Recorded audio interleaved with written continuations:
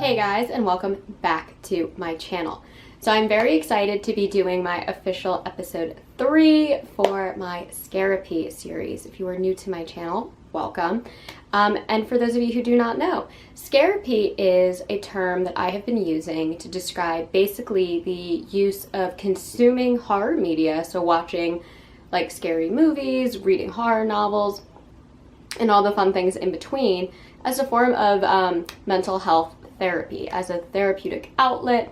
And I sit and I kind of talk about the ways that reading scary stories or watching scary movies has really helped me personally with my own mental health struggles. If you do not know, I have really bad anxiety. I do battle with depression. I suffer from severe insomnia. And one of the things that I found really has benefited me, especially during the pandemic and from like 2020 until now, has been pretty much engrossing myself in scary stories. My first episode really dives into a lot of what that entails. So if you haven't seen that before, I highly recommend checking it out. There's no really rhyme or reason to how I'm doing these episodes, just kind of how I'm coming across finding things that I want to share with you guys. So I wasn't expecting to do this episode, but then I read this book and there was just no way I couldn't talk about it. So this is the Unknown Poe, an anthology of fugitive writings by Edgar Allan Poe with appreciations by Charles Baudelaire, Stéphane Mallarmé, I'm not going to say that right, Paul Villeray, J.K. Huysmans, and André Breton. There are a lot of French writers in there. And this was an exclusive from City Lights Bookstore. This was printed back in like 1986, I want to say. 1980, so even earlier. And back when this was originally released, it was pretty much released on the basis that a lot of the poetry and letters and essays and like scientific journal contributions in here hadn't really been collected or printed widely in traditional Poe anthologies. There's a lot of stuff that Poe wrote in here when he was 13, 14, 15 years old. There's a lot of private personal letters in here that hadn't been published before. And so I picked it up because I love Edgar Allan Poe. He is my second favorite writer. He's the reason I love horror literature. This channel pretty much would not exist without Poe. So I really wanted to read it. And granted, there's a lot of poetry in here that is very accessible now, especially in modern day, like full anthologies of Poe's work. But this one really highlighted a lot of his work and pointed out that he was a teenager, and also talked so heavily on Poe's own battles with addiction, his own depression, his own mental health issues, and he was just so open about it. On like a very personal level. And I know that Poe is known for writing a lot of, I guess you could say, mentally unstable or mentally ambiguous characters in his fiction, his short stories primarily, as well as his poetry. But to be able to see kind of a pulled back Edgar Allan Poe and where this like master of the macabre is coming from, I thought was really interesting. So I just kind of want to go through here and just share with you what's in this book. Obviously, this video is not going to be more than just like, I don't know, like maybe 15 minutes long. So I'm obviously not going to ruin any of this for you. And it is a very brief read. And I'm really not going to go too much into the appreciation portion from his contemporaries. But I do think it's really interesting just to kind of highlight what he talks about and how. And I want to start with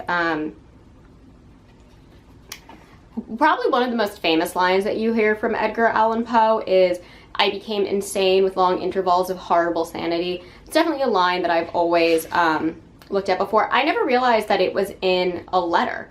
So that was written on January 4th, 1848, and it was a letter to George W. Eveleth. But I thought the most important part of this is actually the line that comes before that. And though I became insane with long intervals of horrible sanity is so famous and so well known, we never talk about the fact that the beginning of this moment starts with, "But I am constitutionally sensitive, nervous in a very unusual degree. I became insane with long intervals of horrible sanity." And when you pull it back that way, it's so interesting, I think, to see how Poe isn't just using that phrase as kind of the way that we use it today, this very like avant-garde, almost dramatic moment. When you read that initial sentence, it kind of just pulls back who Poe was, and that this is actually coming from like a heartfelt position that he feels. that he feels. And I thought that was really, really interesting, primarily because it's the only line in this story, or in this collection, that I've heard multiple times. It's just a common Poe phrase, and it was never intended to be published, I don't think. It was just a letter that he wrote to somebody, and now has become one of his most famous lines. When he was 15, he wrote this couplet in 1824 that said, "Last night, with many cares and toils oppressed, weary I laid me on a couch to rest." And the reason I bring that up is just there's kind of this self-awareness of Poe, where he can kind of start to see, I mean, granted, I don't think there was much of an understanding of anxiety or depression at the medical level that we have today back in 1824, but this is something that I thought was really interesting, of how self-aware he is of whom he is, and what's going on with him, because I didn't really realize I had anxiety until I was like diagnosed with it at 22. So I just thought that was interesting. And again, it goes back to the fact that Poe is so well-versed in the science of his age. He's written so much, and there's a lot of science in this collection that I highly recommend you guys read into. But it's just interesting to see how just aware he is, not only of like his surroundings and the workings of the world, but of his own mechanics, on his own mentality. So then in this poem he has, I guess you could consider it a poem, I'm not sure what year this came out, and it's literally just called Introduction. He has this collection of lines, and it says, "And so, being young and dipped in folly, I fell in love with melancholy, and used to throw my earthly rest, and quiet all away in jest. I could not love except where death was mingling his with beauty's breath." And he actually concludes, oh, this was 1829 to 1831, so I do actually have that. And it actually has, the final stanza of this poem begins, "But dreams of those who dream as I, aspiringly are damned and die." And so, again, just talking about this dark nature that he has, and this kind of introspective of himself, again, at a very, very young age. So he must have started writing this when he was only 19 years old, if it was like 1829.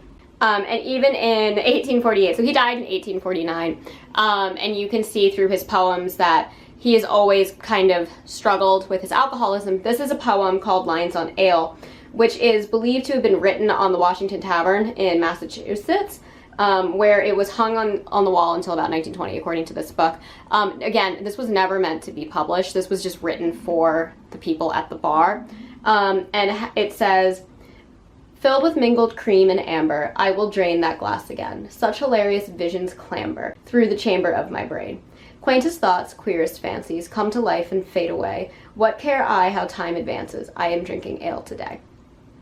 Which is like quite funny and humorous on the surface, and I'm sure like the bar goers would get like a chuckle out of that, but seeing it up on the wall. But in reality, I feel like this is probably more of Poe dealing with his own inner demons of his alcoholism. I believe in the late 1840s is when he had started seeing, what is her name? There was a very famous writer out in Providence, Rhode Island, who he was kind of courting after Virginia Clem died, if I got my timeline correct.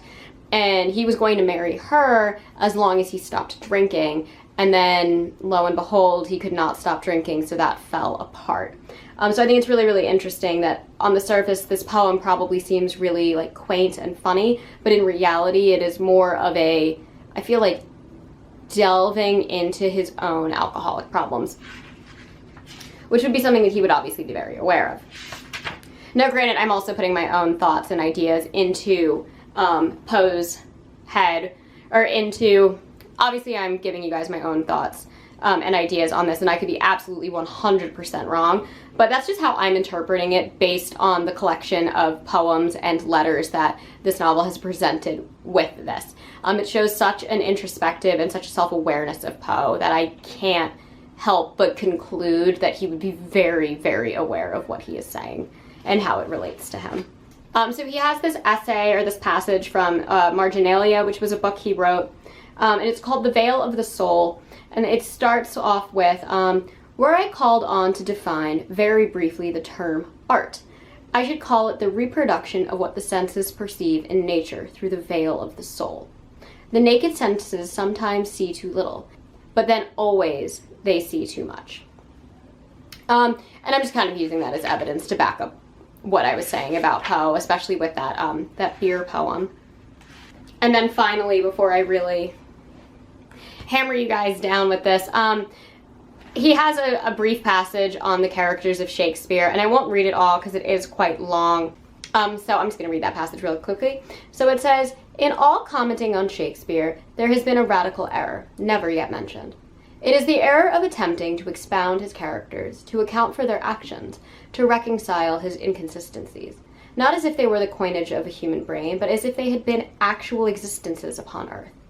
We talk of Hamlet the man, instead of Hamlet the dramatis persona. He wrote of Hamlet as if Hamlet he were, and having, in the first instance, imagined his hero excited to partial insanity by the disclosures of the ghost, he, the poet, felt that it was natural he should be impelled to exaggerate the insanity."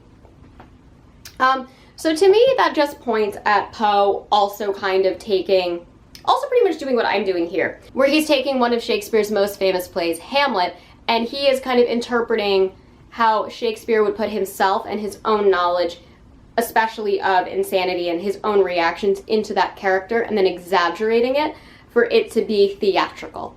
And the only thing that I can really take from that then is that perhaps that is what Poe does for his own characters, where he, if he's going to insist that Shakespeare would do that for Hamlet, why wouldn't he be doing that for the character in The Raven? Why wouldn't he be doing that for The Telltale Heart? But I do highly, highly, highly recommend that if you are interested in reading about Poe in a way that you haven't before, to pick up this book. I think it is absolutely fascinating, and I think it really gives you a glimpse to the man veiled in his kind of macabre and manic stories, and really just fleshes him out as a real individual. And I think it's really, really true that if he sees that Hamlet is just an extension of the insanity that Shakespeare feels within himself, that perhaps the mental struggles that Poe had, that we obviously wouldn't have had the terms of anxiety disorder or depressive disorder that we have today, that he would be manifesting and exaggerating his own feelings to an extreme to create horror media, short stories, poems, even a novel. Which again goes back to my idea of Scare-apy being not only something that horror consumption can help benefit people with mental health struggles, but I think Poe is showing here that horror creation can also help him. If it gives him something tangible to let out his own feelings. And again, if you read these letters, you will see a lot of, again, just the struggles he dealt with, and then how they can manifest into these great, glamorous, amazingly beloved stories that we have today. Anyway, you can see in stories like The Raven or The Telltale Heart, or even Annabel Lee, which I think is a fantastic example of his own struggles with grief after the death of Virginia Clem, can just be these exaggerated places that he would like to go. And you can see in stories like Annabel Lee where he's probably not going to go and sleep by the tomb of Annabel Lee or Virginia Clem every single night, but the feelings that he has are absolutely there. But being able to put those feelings to a page that the consumer, I believe, would be able to understand, he probably feels that he does need to exaggerate that to get his point across. Because when you don't actually feel something, if you don't have the same experience as that person, it might be hard to understand what they're going through. But when you exaggerate it to some kind of ornate level, I feel like it becomes more tangible to somebody who's never experienced that before. And anyhow, I'm not rambling on and on and on, but I just wanted to share this with y'all. Again, I think Poe is an amazing, amazing author. I love how so many of his stories and poems have always focused on the first person narrative, and how much it is kind of this putting you into the eyes of, I don't want to say the unhinged, but definitely somebody who isn't necessarily sure of what is going on with them. If you see things with like The Pit and the Pendulum, you can definitely see panic and fear in that story. Same with The Cast of Amontillado, versus again like The Black Cat, where you'll get more of like the nervous paranoia. And though many of Poe's characters are probably not great guys, I do believe they are all metaphors for a lot of the things that he felt. And I think it's really, really interesting, and you will get so much more insight on that after reading this book. Anyways, that is all that I have for you guys today. As always, I post every Monday and Thursday, sometimes on Saturdays. I have a link to my Scare-apy merch down below if you were interested in that, and I may have some new merch coming out really, really soon. Just be on the lookout for that if you are interested. And as always, if you enjoy these videos, please hit the like and subscribe buttons, and I will catch you all in the next one. Mwah.